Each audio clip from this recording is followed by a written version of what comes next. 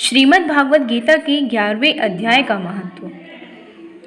भगवान विष्णु ने कहा कि हे लक्ष्मी, एक दिन नदी के तट पर एक सुंदर नगर था। उस नगर में सुखानंद नाम का एक राजा राज्य करता था। वह धार्मिक प्रवृत्ति का था और भगवान लक्ष्मी नारायण की बहुत पूजा सेवा करता था। उसी नगर में एक बहुत बड़ा शिवालय भी था। शिवालय का रखरखाव व पूजा सेवा एक विद्वान ब्राह्मण करता था। वह ब्राह्मण प्रतिदिन स्नान आदि से निवृत्त होकर गीता के 11वें अध्याय का पाठ करता था। राजा भी ब्राह्मण के मुख से प्रतिदिन गीता के 11वें अध्याय का पाठ सुनता था और श्री लक्ष्मी नारायण की सेवा किया करता था।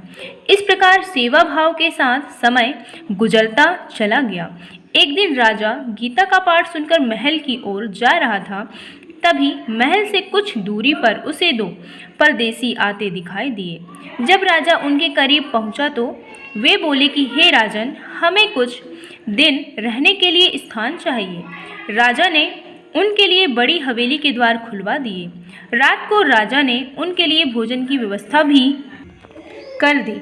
खा पीकर परदेसी बहुत खुश हुए और राजा को दुआएं देने लगे।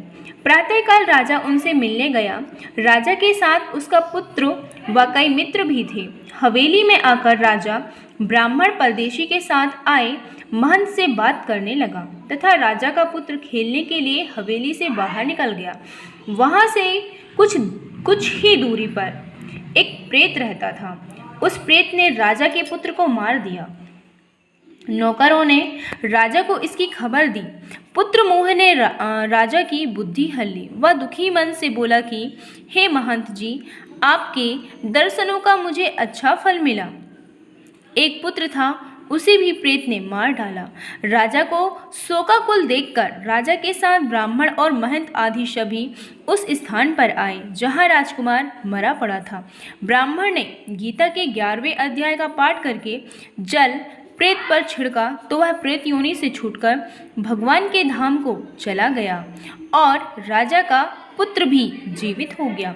भगवान विष्णु बोले कि हे लक्ष्मी, गीता के 11वें अध्याय का इतना अधिक प्रभाव है। बोलिए श्री कृष्ण भगवान की जय।